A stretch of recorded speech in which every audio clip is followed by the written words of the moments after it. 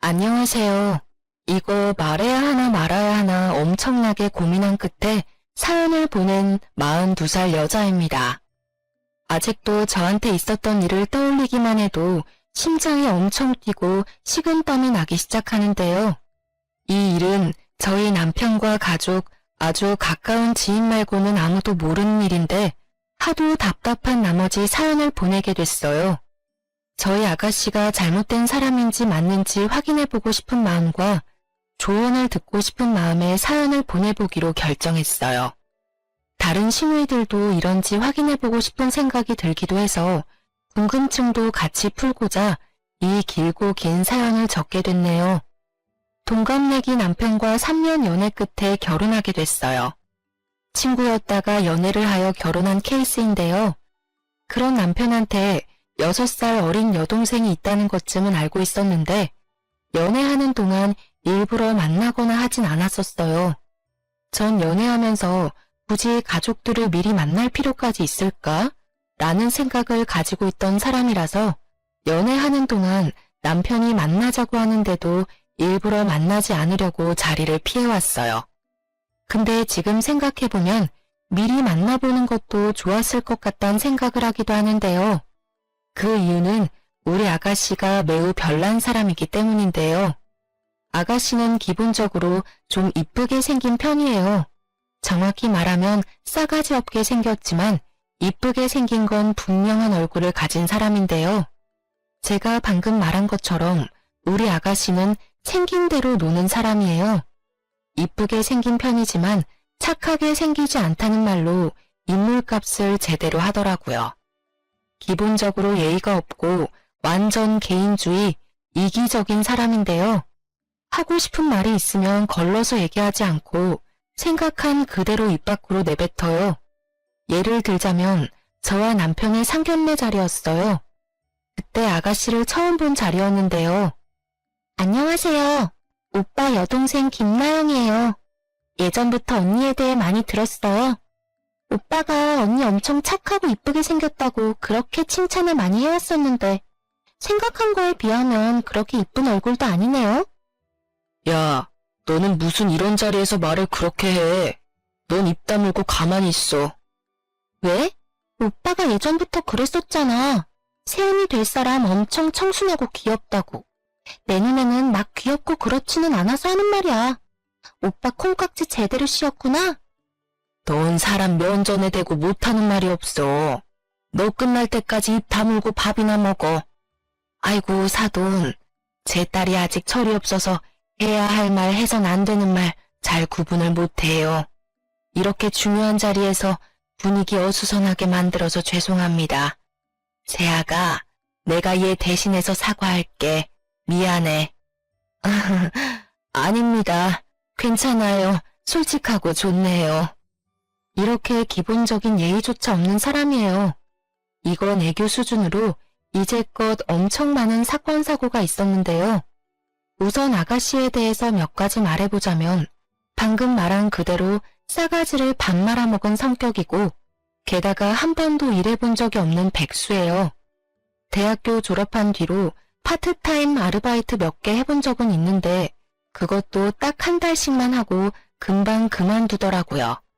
돈 벌기 너무 싫고 다른 사람 비위 맞춰가면서 일하기 너무 힘들고 싫다고 하더라고요. 사실 저희 시부모님은 재력이 있으신 편으로 건물과 땅이 많으세요. 그래서 아가씨가 시부모님의 재력을 믿고 일을 안 하려고 하는 게 정말 심하더라고요. 시부모님께 한 달에 한 번씩 현금만 100만 원씩 용돈으로 받는 편이고 게다가 신용카드는 별도로 사용하고 있어요.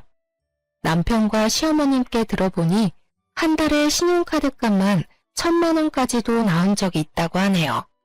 평균적으로 3,400만 원은 사용한답니다. 시부모님께선 이 정도 돈은 크게 느껴지지 않을 정도로 재력이 상당하지만 의외로 돈이 많다는 걸 티를 내지 않는 분들이세요. 그래서 시부모님이 돈이 많은 재력가라는 걸 모르고 있으신 지인분들이 더 많다고 하는데요. 검소하게 사려고 하시는 시부모님과 다르게 아가씨는 명품이란 명품을 모조리 사서 그걸 인스타그램에 자랑하거나 친구들한테 뽐내는 걸 그렇게 좋아하더라고요. 그거 믿고 아가씨한테 접근한 친구들과 남자들이 엄청 많았다고 하네요. 아가씨한테 빼먹을 수 있는 거 모조리 다 빼먹고 도망간 사람이 많다고 들었어요. 그것 때문에 한때 아가씨는 우울증으로 고생한 적이 있기도 했지만 그것도 잠시였어요. 다시 우울증을 극복하고 이것저것 사치를 부리기 시작하더라고요. 우울증 극복을 명품으로 해결한 사람 우리 아가씨밖에 없을 겁니다.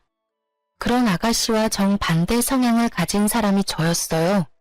외향적이고 예의를 밥 말아먹은 수준인 아가씨와 다르게 저는 조용조용하고 웬만한 일이 아니고서야 크게 화를 내지 않아요. 제가 워낙 조용조용하니까 할 말도 못하고 소심한 사람인 줄 아는데 최대한 말을 아끼는 것뿐이지 할 말은 다 하고 사는 사람이거든요. 손해보는 일 절대 당하지 않고요. 화가 평소에 없을 뿐이지 그 대신 화가 머리끝까지 나면 앞뒤 없이 화를 내는 편인데요. 그런 저의 성격을 유일하게 건든 시댁 식구가 바로 아가씨였어요. 아가씨가 저의 성격을 건든 첫 번째 사건인데요. 한때 아가씨가 성형이 엄청 빠져있던 시기가 있어요. 아가씨는 총 6번 성형을 해왔었는데요. 쌍꺼풀, 뒤트임, 앞트임, 코, 턱, 이마까지 총 6군데를 성형해왔어요. 저와 남편이 이제 막 결혼했을 때가 아마 4번째 성형했을 무렵으로 그때가 코를 건든 시기였는데요. 원래 본판이 이쁜 사람이었다고 들었어요. 근데 성형 때문에 특유의 자연스럽고 이쁜 얼굴이 다 사라진 케이스인데요. 제가 옛날 아가씨의 얼굴을 보니까 정말 말이 안 나올 정도로 이쁘더라고요. 지금도 충분히 이쁜 얼굴이긴 하지만 저는 솔직히 예전 모습이 더 낫다고 봐요. 그렇게 제가 남편과 결혼하고 난 뒤로 6번까지 성형을 연달아 하게 됐는데 그것도 모자라서 코 재수술을 하겠다며 시어머님께 돈 달라고 사정사정을 하더라고요. 엄마, 딱 한 번만이야, 딱 한 번. 하나밖에 없는 딸이 이렇게 사정하는데 좀 도와줄 수 없어? 지금 코끝이 너무 마음에 안 든다고. 이것 때문에 신경 쓰여서 잠도 안 와. 너 지금 얼마나 이상한지 알고는 있어? 너 예전 얼굴 하나도 없어. 지금 너 내 딸 아닌 것 같아. 얼굴 싹 변했다니까. 변하려고 성형하려고 하는 거잖아. 예전 얼굴 그대로 남아있게 하려고 누가 성형을 하겠어, 어? 이제 마지막이야, 마지막. 부탁할게. 절대 안 돼. 너 얼굴에만 2천만 원 가까이 들어갔어. 그것도 내 돈으로만. 너희 아빠 또 너 성형수술 시켜줬다는 거 알게 되면 이제 엄마도 가만히 안 둔대. 그러니까 이제 엄마한테 성형비 달라는 소리 절대 하지 마. 이제까지 시어머님이 아가씨 성형 비용만 2천만 원 가까이 지원해줬다고 하더라고요. 아버님은 끝까지 성형하지 말라고 반대했었는데 그런 아버님의 말을 무시하고 본인 고집대로 성형한 결과 아버지한테 제대로 혼났다고 들었어요. 약 3개월 동안 용돈이 끊기고 한 달 동안 외출금지까지 당했었는데요. 근데 그것도 금방 까먹은 건지 이번에 또 성형하고 싶다고 시어머님께 엄청 징징거렸었네요. 아버님께서 아가씨 한 번만 더 성형시켜주면 어머님 카드까지 압수한다고 으름장을 놓으신 상태라 어머님도 아가씨의 성형을 끝까지 반대하시더라고요. 아가씨는 7살 어린애가 된 것처럼 울기도 엄청 많이 울었는데요. 그런 아가씨가 어느 날 갑자기 저한테 찾아온 적이 있었어요. 말도 없이 집까지 찾아왔길래 무슨 일인가 싶었어요. 원래 저한테 연락도 없이 찾아오거나 그런 적이 단 한 번도 없었거든요. 그 정도로 친하지 않기 때문인데요. 그런 갑작스러운 아가씨의 내방에 놀란 저는 급하게 시원한 커피 한 잔과 과일을 대접했어요. 아가씨, 연락도 없이 갑자기 어쩐 일로? 왜요? 전 연락도 없이 찾아오면 안 돼요? 그게 아니라 이제껏 이렇게 갑자기 찾아온 적이 없었으니까 하는 말이죠. 됐고, 저 언니한테 할 말 있어서 왔어요. 언니도 알죠? 우리 엄마도 이제 나 성형 안 시켜주는 거. 원래 엄마가 모두 지원해주던 부분인데 아빠 때문에 엄마도 이제 성형 안 시켜주더라고요. 딱 마지막으로 코 재수술하고 싶은데 하필 이때 아빠가 엄마한테 겁주는 바람에. 언니가 이번에 제 성형 비용 좀 보태줄 수 있어요? 이런 일이 혹시 있을까봐 돈 조금 모아둔 게 있어요. 근데 돈이 좀 모자란 것 같은데 언니 조금만 도와줄 수 없을까 해서요. 아니요. 미안하지만 전혀 해줄 생각 없어요. 어머님도 안 해주겠다는 거 왜 제가 해드려야 해요? 언니 모아둔 돈 좀 있는 걸로 알고 있는데요. 그거 계속 갖고만 있으면 뭐 할 건데요? 쓰라고 있는 돈 저한테 빌려준다 생각하고 주면 안 돼요? 모아둔 돈이 있어도 그거 다 내가 쓰려고 모은 돈이지 아가씨한테 주려고 모아둔 돈이 아니잖아요. 그걸 왜 아가씨가 달라고 말해요? 무슨 자격으로? 그리고 아가씨 태도가 참 웃기네요. 따지고 보면 돈 빌려달라고 말하러 온 사람이면 예의 좀 갖추고 빌려달라고 말해야 하는 게 맞지 않나? 아무리 내가 아가씨 가족이라고 해도 그렇지 어떻게 이런 식으로 돈 달라고 말할 수가 있어요. 와, 지금 돈 좀 있다고 유세 떠는 거예요? 시부모님 못지않게 제 친정도 어느 정도 부유한 편에 속하거든요. 그리고 친정과 별개로 제가 돈을 잘 버는 직업을 가지고 있기 때문에 다른 친구들에 비해서 월급을 많이 받는 편이에요. 그걸 알고 있던 아가씨는 그걸 믿고 저한테 찾아온 것 같더라고요. 남편한테 부탁할 수 있지만 분명 시부모님 귀에 들어갈 게 뻔하니까 저한테 이렇게 찾아온 것 같은데 전 아가씨에게 돈 빌려줄 생각이 전혀 없었어요. 평소에 저한테 살갑고 잘해주기만 했더라면 저는 충분히 아가씨한테 잘했었겠죠.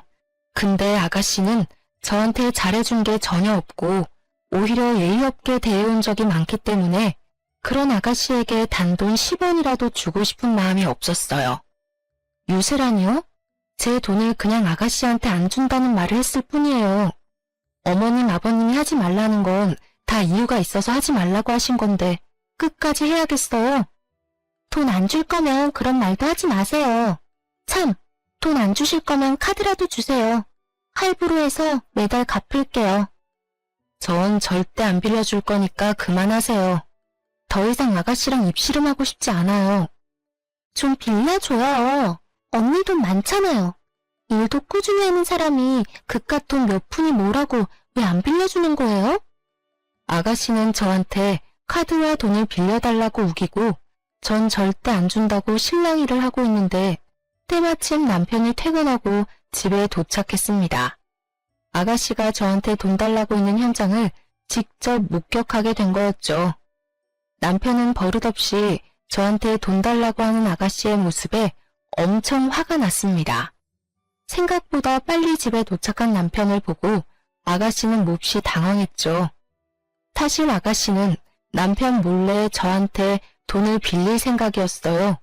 그래서 일부러 남편 퇴근하기 전에 저희 집에 왔던 거였는데 생각보다 남편이 빨리 퇴근해서 왔던 거였죠. 오빠, 언제 왔어? 생각보다 빨리 퇴근했네? 너 이 시간에 여기서 뭐해? 돈이라니? 너 지금 나 몰래 돈 빌리려고 온 거야? 엄마가 끝까지 안 주니까 오빠한테 이렇게 들킨 김에 솔직하게 말할게. 오빠, 나 돈 좀 빌려줘. 언니도 끝까지 돈 안 빌려주네? 오빠도 돈 조금은 있을 거잖아. 딱 한 번만, 응? 너 언제까지 이렇게 생각 없이 살 거야? 돈 필요해도 그렇지 새언니한테까지 찾아와서 돈 빌릴 생각을 해? 너 정말 철이 없어도 너무 없다. 너 당장 나가. 너 돈 때문에 이런 식으로 찾아오는 거 하나도 안 반가워. 당장 가. 돈 빌려줄 때까지 절대 안 가. 내가 평소에 오빠나 언니한테 돈 빌려달라고 부탁 잘 안 하잖아. 하나밖에 없는 동생이 돈 좀 빌려달라고 사정사정을 하는데 한 번쯤 빌려줄 수 있는 거 아니야? 돈 안 주면 집에 안 가겠다는 아가씨의 진상짓에 결국 시어머님을 불렀습니다. 아가씨는 거의 애처럼 울고 있던 중 시어머님은 식은땀을 흘리면서 저희 집에 급히 도착하셨어요. 야, 너 여기서 뭐 하는 거니? 미친 거 아니야? 아이고, 우리 며느리가 이 시간까지 쉬지도 못하고 내가 대신 사과할게. 너 당장 나와. 집에 가서 얘기해.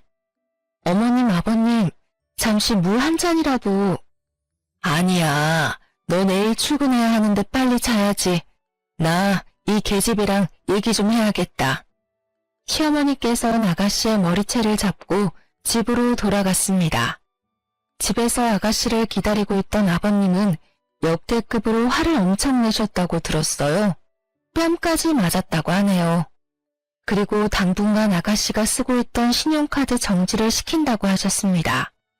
그렇게 돈 쓰는 걸 좋아하던 아가씨는 거의 3달 정도 신용카드를 쓰지 못하고 용돈도 받지 못하여 집에만 있었다고 하네요. 성형을 더 이상 하지 않고 일자리를 알아보기로 한 조건으로 다시 신용카드를 사용할 수 있었어요. 용돈도 받을 수 있게 됐고요. 그렇게 한동안 조용하게 지내고 있었는데 아가씨가 결혼에 대해 슬슬 말하기 시작했어요. 사실 아가씨는 일을 하고자 하는 마음은 오래전에 이미 접은 상태였지만 결혼을 빨리 하고 싶어 했어요. 그것도 돈 많은 남자한테 시집 가는 게 목표였어요. 예전에 아가씨가 이제껏 얼굴만 보고 남자를 만났었는데 다들 아가씨 돈만 탐내던 나쁜 남자들이라 이제 본인이 돈 많은 남자를 만나보고 싶다고 하더라고요.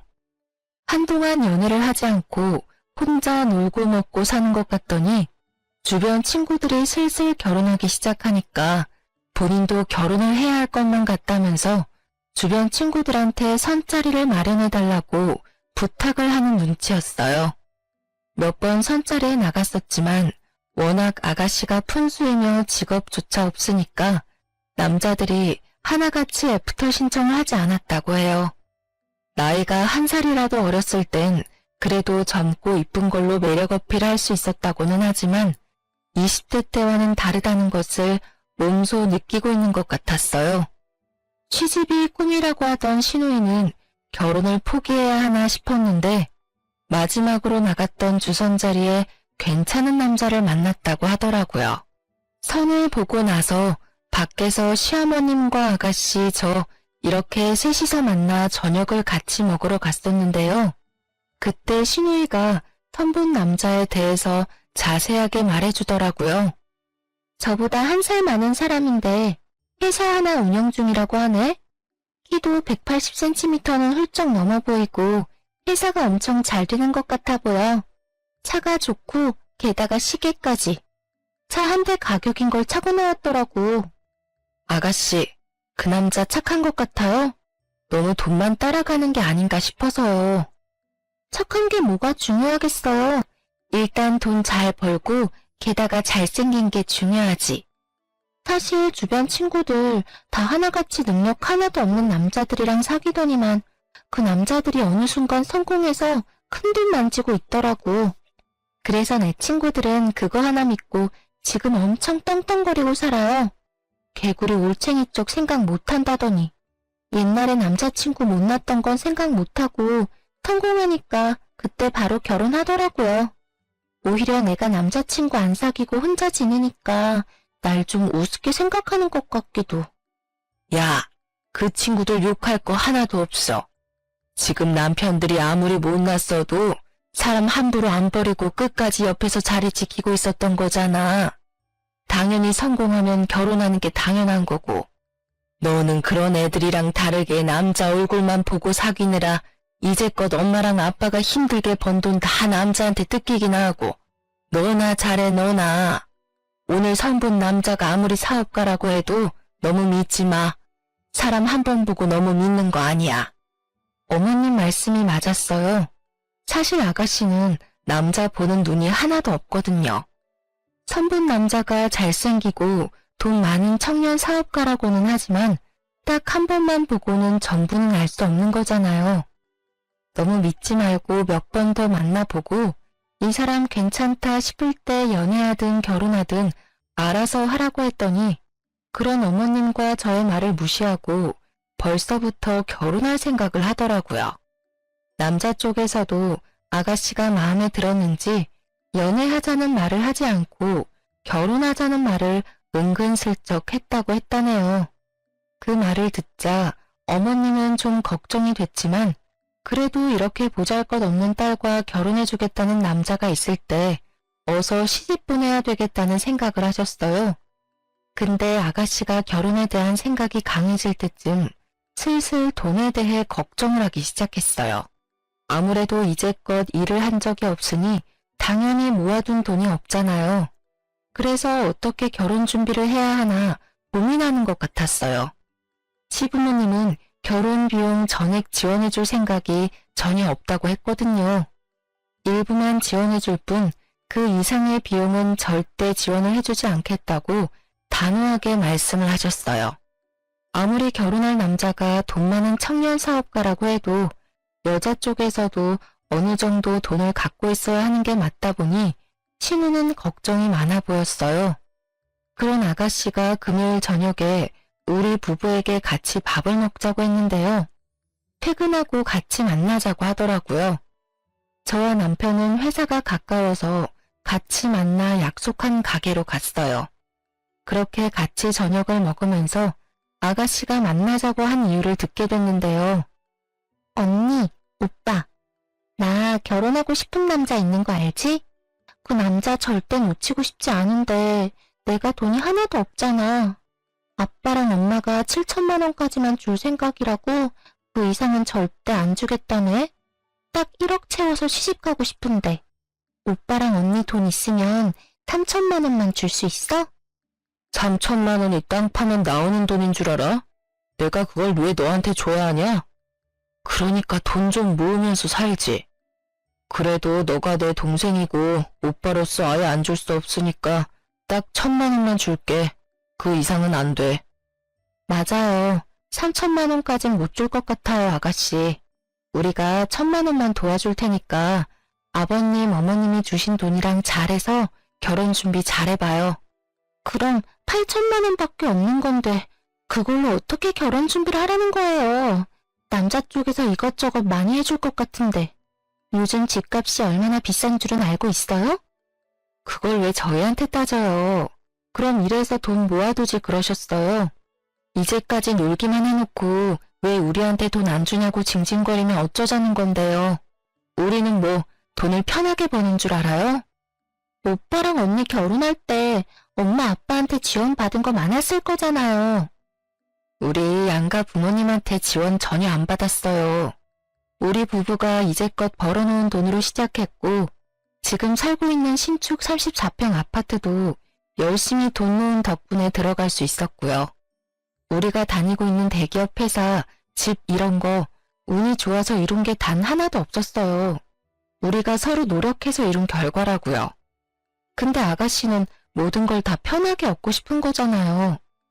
이 사람 말 틀린 거 하나도 없어. 그냥 이렇게 부모님이 어느 정도 지원해준다고 할 때 그걸로 결혼해. 그 돈도 절대 적은 돈 아니야. 남들은 그 돈도 없어서 결혼 못해.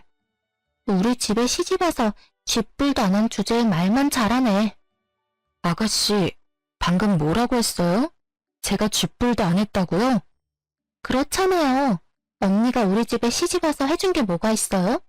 우리 엄마랑 아빠가 워낙 건강하고 잘 사는 사람들이니까 당연히 해줄 게 전혀 없었겠죠. 언니도 부족하지 않은 친정 두고 있는 입장이면서 정작 제대로 들고 온 게 없잖아요. 몸만 들고 시집 온 거 아니에요? 말을 왜 그렇게 해요? 저 남편이랑 결혼할 때 몸만 오지 않았어요. 저 이제까지 정말 열심히 살았어요. 오히려 제가 남편보다 모아둔 돈이 더 많았을 정도였어요.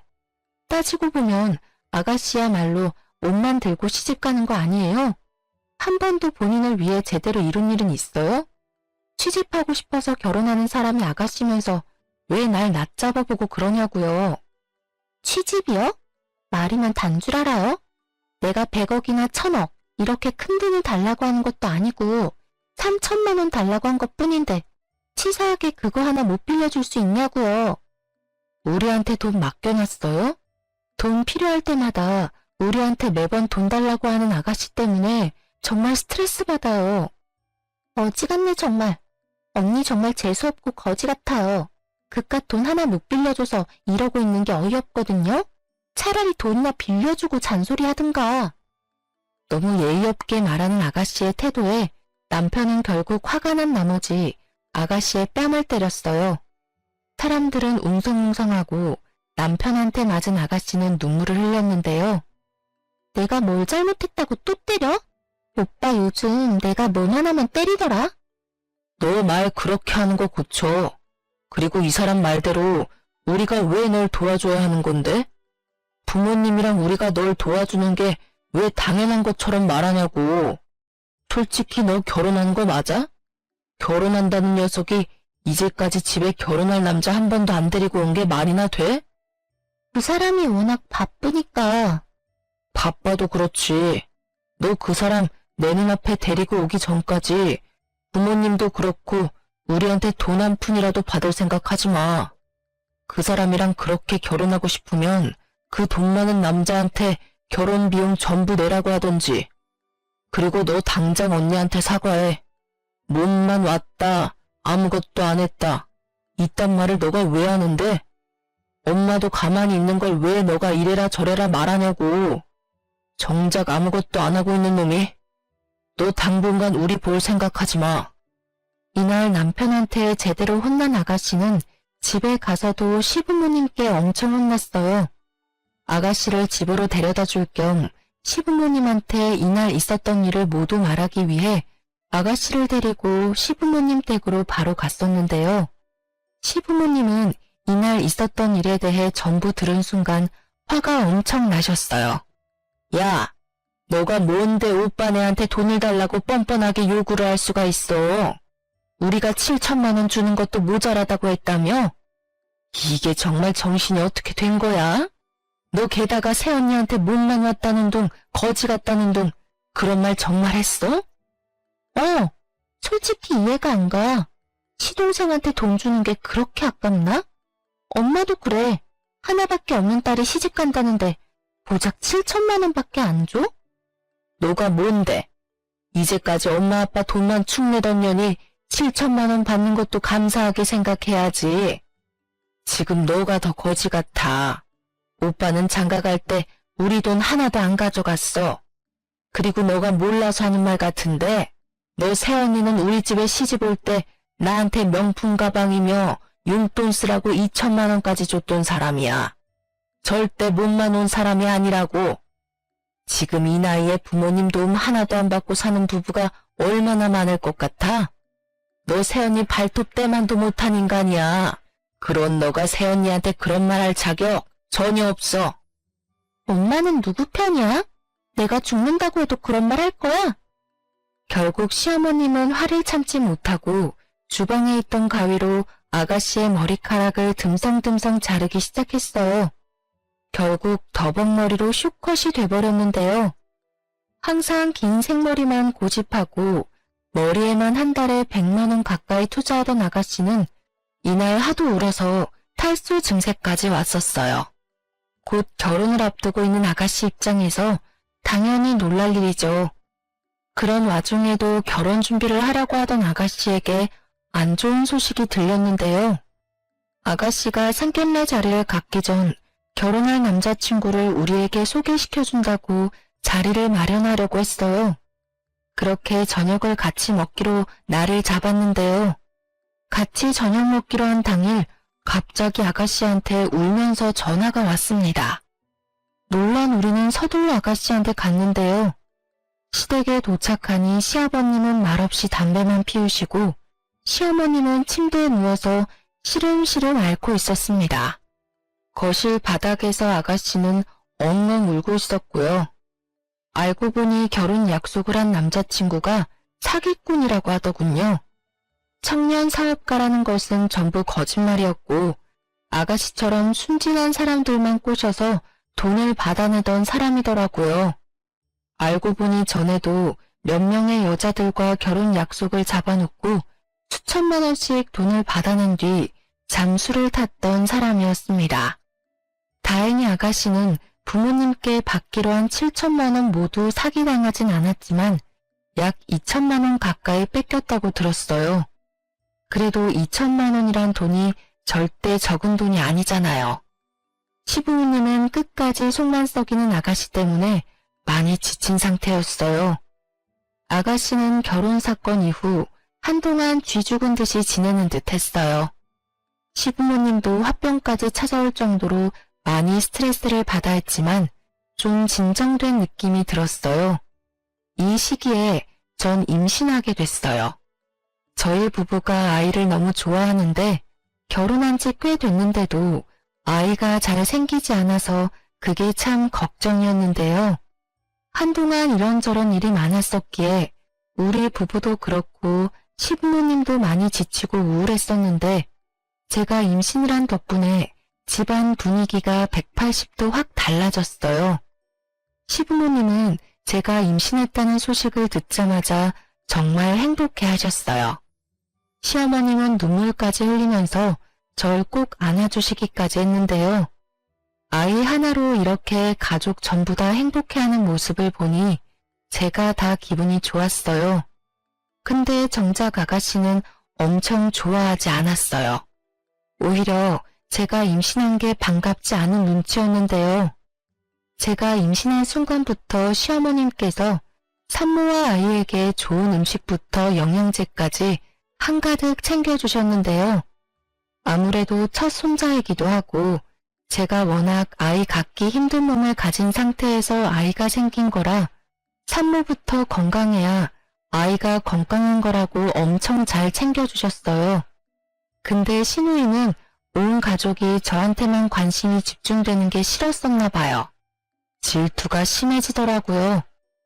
우리 며느리 갈비찜 좋아하지? 이거 내가 직접 재료 하나하나 다 사서 만든 거니까 안심하고 먹어도 좋아.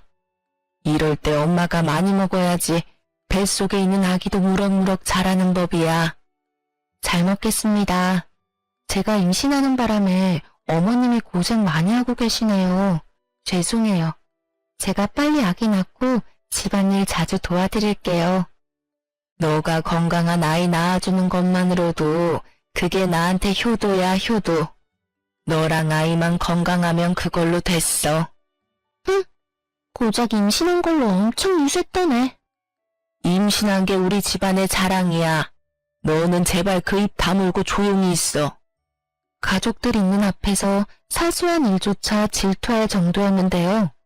내가 먹고 있는 음식이 있으면 그걸 모두 뺏어가서 본인이 먹던가 시부모님께서 주신 용돈을 몰래 훔쳐간 적이 있을 정도였어요. 아가씨의 질투가 점점 심해지던 와중에 제가 유산까지 할 뻔한 적이 있었는데요. 저와 시부모님 아가씨 이렇게 주말에 만나 동네 공원 산책을 한 적이 있었어요. 임신할 때 가벼운 산책 정도 해주는 게 좋다고 들어서 주말마다 시어머니께서 집에서 쉬고 있는 절 데리고 여기저기 자주 드라이브 시켜주거나 동네 산책 정도 같이 해주시는 편인데요. 이번엔 아가씨도 같이 가겠다고 해서 따라왔더라고요. 날도 좋아서 천천히 산책하고 있었는데 아가씨와 어머니께서 목이 마르다고 하더라고요. 시어머니께서 공원 계단에 잠깐 앉아있으면 카페에서 음료 몇 개 사온다고 하시더라고요. 그래서 아가씨와 전 계단에 앉아서 어머님을 기다리기도 했는데요. 아가씨, 여기 뷰 엄청 좋지 않아요? 사진 찍기 좋을 정도예요. 그렇네요. 언니 여기 앞에 서볼래요? 그럼 제가 사진 찍어줄게요. 하늘이 맑고 공원 뷰가 너무 좋았었기에 아가씨가 공원을 배경 삼아서 사진을 찍어주겠다고 했어요. 그렇게 전 사진 찍기 위해 자리를 잡으려고 하던 찰나에 아가씨가 계단에서 절 밀치더라고요. 너무 놀란 저는 허우적거리다가 다행히 계단 난간 손잡이를 잡았어요. 뒤에서 밀친 아가씨 때문에 저는 발목에 접질리게 되고 계단에서 뒹굴 뻔했는데요. 다행히 발목만 접질렸고 다른 곳은 크게 다치지 않았어요. 자칫 제가 계단에서 굴렀더라면 아이를 잃게 될 수 있었어요. 저는 결국 자리에 주저앉아 놀란 나머지 엉엉 울게 됐습니다. 아주 서럽게요. 언니 표정 좀 봐. 언니 정말 놀랬나 보네요. 장난인데 왜 울고 그래요? 야, 너 지금 뭐 하는 짓이야? 어머어머, 우리 세아가 괜찮아? 다친 곳이라도 있니? 저 멀리서 지켜보고 있던 어머님께선 소리를 지르며 저한테 달려오셨어요. 일단 제가 괜찮은지 상태부터 확인하시더라고요. 전 그런 어머님을 보자마자 눈물이 더 나왔습니다. 절 안아주셨고 다독여주시더라고요. 눈치 없는 아가씨는 그저 깔깔깔 웃고만 있더군요. 시어머님은 화낼 대로 화가 난 상태였어요. 그 자리에서 아가씨 뺨을 연속으로 3대나 때리셨어요. 너 지금 이게 뭐 하는 짓이야? 너 때문에 은지 다칠 뻔했잖아. 장난이야. 장난 좀 친 걸로 왜 날 때려? 내가 뭘 그렇게 잘못했다고. 아주 유난이야. 새언니 너 때문에 크게 다칠 뻔했어. 너 이거 살인미수야 살인미수. 가뜩이나 배 나온 상태인데 너 때문에 아이 잘못되기라도 하면 가만 안 둬? 아가씨를 공원에 혼자 두고 어머님은 절 데리고 응급실에 같이 가주셨어요. 다행히 아이와 전 크게 다친 곳이 없었어요. 발목만 놀란 거였고 뼈가 부러진 정도는 아니었어요. 아무런 이상이 없다는 말에 얼마나 다행이던지 응급실에서 시댁으로 바로 가게 됐어요. 연락을 받게 된 남편과 시아버님은 절 엄청 기다린 상태였더라고요. 아가씨도 저희가 집에 도착할 때 맞춰서 집에 들어왔더라고요. 아가씨가 저한테 했던 행동에 대해 알게 된 시아버님은 그 자리에서 아가씨를 향해 회초리를 들었습니다. 이씨, 아니 왜 나한테만 그래? 맨날 언니만 이뻐하고 난 사람 취급도 안 하고 난 여기서 완전 왕따잖아 왕따. 너가 애야? 질투 좀 난다고 임신한 사람을 밀쳐? 너 때문에 내 손자 잃을 뻔했어. 너 이제 꼴도 보기 싫으니까 당장 나가.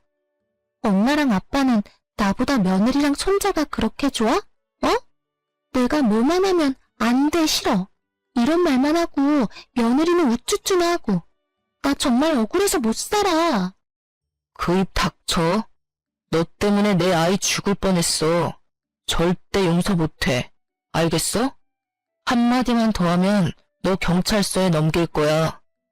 이날 남편과 시부모님은 상상 이상으로 많이 화가 난 상태였어요. 그 자리에서 신우의 신용카드부터 명품 가방, 신발 등등 모조리 뺏었어요. 게다가 지갑에 있던 돈까지 모두 다요. 아가씨는 신용카드와 돈 모두 뺏기니 그제야 상황 판단이 됐는지 잘못했다고 싹싹 빌더라고요.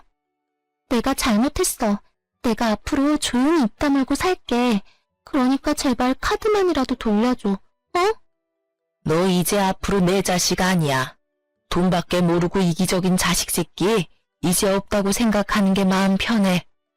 엄마, 아빠, 나 딱 한 번만 용서해줘. 나 이거 없이는 아무것도 못해. 제발 사람 한 명 살린다 생각하고 돌려줘. 어머님한테 따로 들은 사실 하나가 있어요.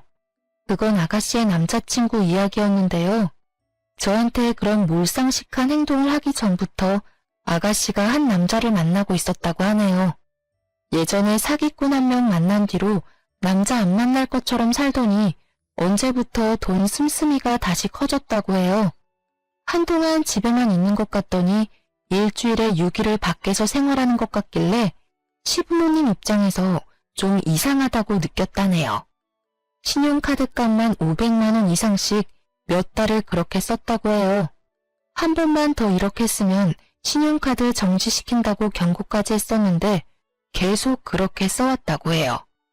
알고 보니 아가씨가 만나고 있던 남자가 노래방에서 선수로 일하고 있었다고 해요. 우연히 친구들과 노래방에 갔었다가 거기서 남자친구를 만났다네요. 그 이후로 남자친구한테 이것저것 선물 주고 돈 주고 하느라 돈이며 카드며 펑펑 썼다고 합니다. 이 일로 시부모님께서 아가씨를 두고 보고 있었는데 때마침 저한테 그런 몰상식한 일까지 저지르게 됐고 결국 아가씨를 자식으로 생각 안 하기로 결정했어요. 그날 신우이는 입고 있던 옷까지 까발려진 상태로 집에 내쫓겼어요. 속으로 이러다가 말겠지 싶었는데 시부모님의 마음은 변하지 않았어요. 얼마나 아가씨 때문에 마음고생을 했으면 다 큰 딸내미를 땡전 한 푼 없이 밖으로 내보낼까 싶더라고요. 그렇지만 그런 아가씨를 보니 속이 다 시원해지더라고요. 제가 이제까지 당한 일들을 보상받는 기분이 들기도 했었고요. 이 사건 이후로 한동안 신우이의 행방에 대해 모르고 지내고 있었는데요. 저희 시부모님과 남편, 저 이렇게 다 같이 밥 먹고 있는데 갑자기 아가씨가 찾아왔어요. 그 이유는 임신 때문이었어요. 엄마, 아빠, 잘 지냈어? 너 여기가 어디라고 찾아와? 당장 안 가? 엄마, 나 한 번만 살려줘. 나 지금 임신이래. 눈앞이 깜깜해. 나 정말 힘들어서 죽을 지경이야. 그 더러운 자식 아이라도 가진 거야? 넌 여전히 제대로 사는 법이 없구나. 이제 정신 차리고 살겠다며. 근데 아직도 정신 못 차리고 그렇게 살고 있던 거였어? 넌 역시 안 되겠다. 나 너가 임신을 했든 죽을 것 같든 이제 전혀 신경 안 쓰고 살련다. 나 돈이라도 빌려줘 그럼. 나 앞으로 이 아이 혼자 키워야 할 것 같아. 근데 이 몸으로 일하기 너무 힘들어. 거지 같은 자식. 일도 제대로 못하고 아직도 돈이나 축내다니. 그건 너가 알아서 할 일이잖아. 넌 이제 내 자식 아닌데 내가 너한테 돈을 왜 주니? 앞으로 우리 집 근처에도 얼쩡거리지 마. 너가 죽는다고 해도 장례식 절대 안 가. 어머님은 집에 있는 소금을 아가씨한테 뿌리면서 내쫓았어요. 이날 이후 아가씨에 대해 몇 가지 알게 됐어요. 어머님께 들은 대로 선수로 일한 남자와 작은 월세방에서 살고 있었다고 해요. 근데 그 남자의 아이를 임신한 순간 그 남자는 바로 도망갔다고 하네요. 게다가 월세방 보증금까지 갖고 가서 아가씨는 돈이 정말 땡전 한 푼 없어요. 그래서 한동안 궁핍하게 생활하다가 도저히 안 되겠는지 미혼모 센터를 알아보고 있다고 들었어요. 그리고 임신하면 기형아 검사를 받거든요. 그 검사 결과 아가씨의 아이가 기형아로 태어날 가능성이 있다고 해요. 그래서 그 일로 스트레스가 이만저만 아니라네요. 하지만 저와 관련 없는 일이다 보니 제가 직접 나서서 도와주거나 한 건 없어요. 아가씨 때문에 제 아이가 죽을 뻔한 상황까지 있었는데 제가 뭐하러 그런 아가씨를 도와주겠어요. 시부모님도 그런 아가씨의 행방을 알고 있음에도 끝까지 신경 쓰지 않는다고 해요. 이제껏 아가씨 때문에 날린 돈이 엄청난 수준이잖아요. 게다가 사고들을 수습하느라 힘들었던 시부모님은 이제 아가씨 때문에 남은 삶을 힘들게 살고 싶지 않다고 해요. 최근에 들은 얘기가 있는데 시부모님께서 아가씨한테 주려고 했던 유산까지 남편과 곧 태어날 아이에게 전부 준다고 말씀해 주셨어요. 애초에 아가씨한테 나눠줘야 하는 건가 고민이 되던 찰나에 아가씨가 사고를 치게 되면서 줄 생각이 싹 사라졌다고 하네요.